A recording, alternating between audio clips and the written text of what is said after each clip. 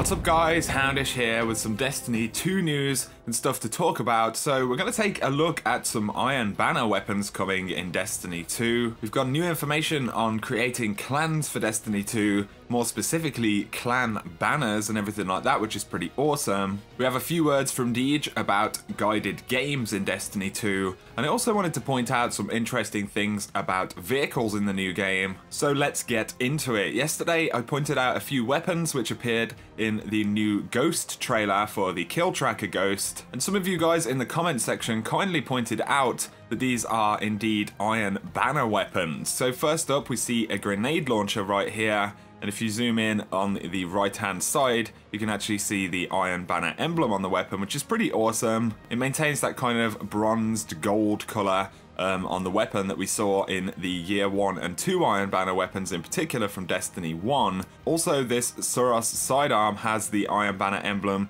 on the back side of it right there, so it looks like Foundry weapons could be involved in the Iron Banner, which is pretty interesting. Not least because up next we see the Viced Deathstalker assault rifle, and this shares the same basic colour scheme as the Iron Banner weapons we've just seen, so whether this could also be an Iron Banner weapon or perhaps have an Iron Banner shader. From the Suros sidearm we already know that Foundry weapons will now be involved in the Iron Banner, so it is entirely possible that this Viced auto rifle could be an Iron Banner weapon. Up next we get a look at an SMG. Again, it has the same gold colour scheme, and it also has these kind of blue and red lights on the side right there, which are also on the side of the Iron Banner grenade launcher. On top of this you can see the kind of circular formation of dots on the top of the weapon, and this is also present on the Iron Banner grenade launcher we just saw. Finally we have a rocket launcher right here, and this, I believe, also is going to be an Iron Banner weapon because, again, it has the gold skin. It looks like this trailer is full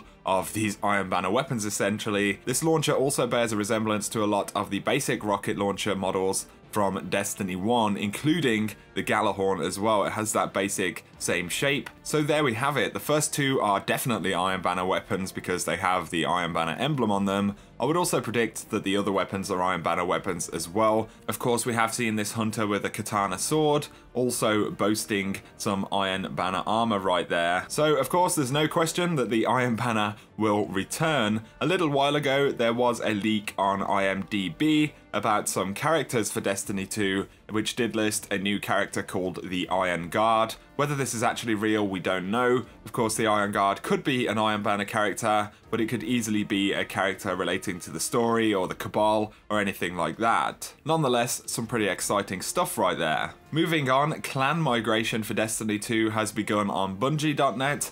I will leave a link in the description to all of the information you need regarding that. You need to decide whether you want to upgrade your clan to a Destiny 2 version of the clan. If you do that, on August 23rd, a bunch of features will go live for clans, including creating clan mottos and clan banners. So that's really exciting. As of the 23rd of August, you'll be able to start getting your clan banner together. We currently don't have any information about what capabilities we have with this, the way they work, whether we'll have an editor on Bungie.net with a selection of kind of different shapes or images that we can use, or whether you'll be able to do much more in-depth kind of custom clan banners. It's not entirely clear. At the reveal event, they did give a few examples of clan banners, so you can see there's one with a spider on, and then you've got one with these kind of birds on, which has been the one they've kind of used in all of the trailers. And then a red one, which looks kind of similar to some of the emblems from Destiny in general, that kind of very emblematic style. We'll have to wait for more details on precisely how much customization we'll have,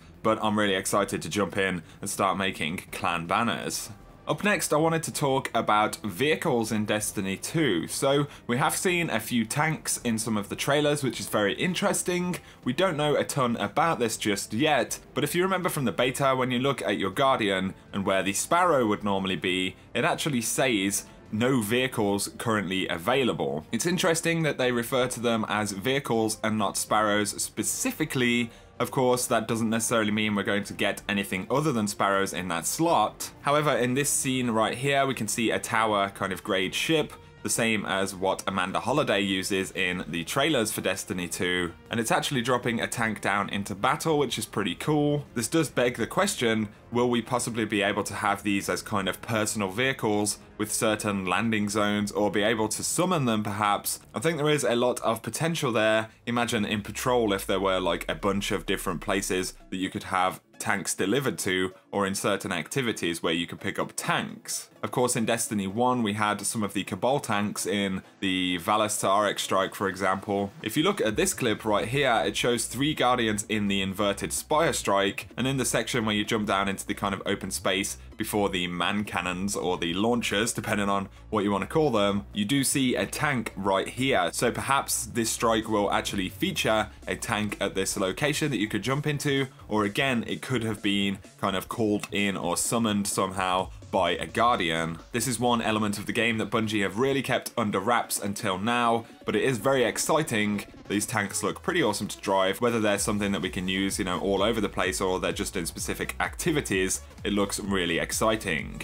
Up next, Deej spoke in a podcast called Gamertag Radio a couple of days back, and he detailed kind of the idea behind guided games. So he said that of course not everybody has a clan or a full roster of friends playing the game, so with Destiny 2 they are allowing clans to go ahead and help solo players get things like raids completed. They think of it as having reinforcements who come to help get somebody through that activity as a member of the fire team, almost as a guest of the clan for that particular activity. He said that they wanted to allow the option for players to do this in-game as opposed to heading off to LFG sites and then putting their hand up to say, can somebody please help me? They want those functions in the game, and they want them to be implemented in a way that doesn't make new players feel too nervous, which is of course always a good thing. I too believe that there should be more ways for solo players to experience the most rewarding content in Destiny. We have learned that guided games will not include heroic raids and heroic level activities, which in a way is a shame, but I guess the idea is that ultimately players would meet a group who they would play with again, or even be able to become part of a clan that later down the road they'll have people to play with and all of that stuff. So it does make a lot of sense, as well as it being purely a kind of tool for players to use. They actually want it to be something that builds more community in the game. So again, this is pretty exciting. I wanted to end by looking at some of the descriptions for locations on the Destiny the Game website. So they have a kind of story section that breaks down some of the information about the game, and there are little descriptors for each of the new locations. The most familiar will be the Last City. So it says that the Last City is the last populated city on Earth and is the last bastion for mankind and civilization. The city was built after the Traveler arrived and is located directly below where the Traveler hovers. Mankind came together to build the city underneath the Traveler because it provides powers and protection to humankind. So pretty interesting right there. Of course, we know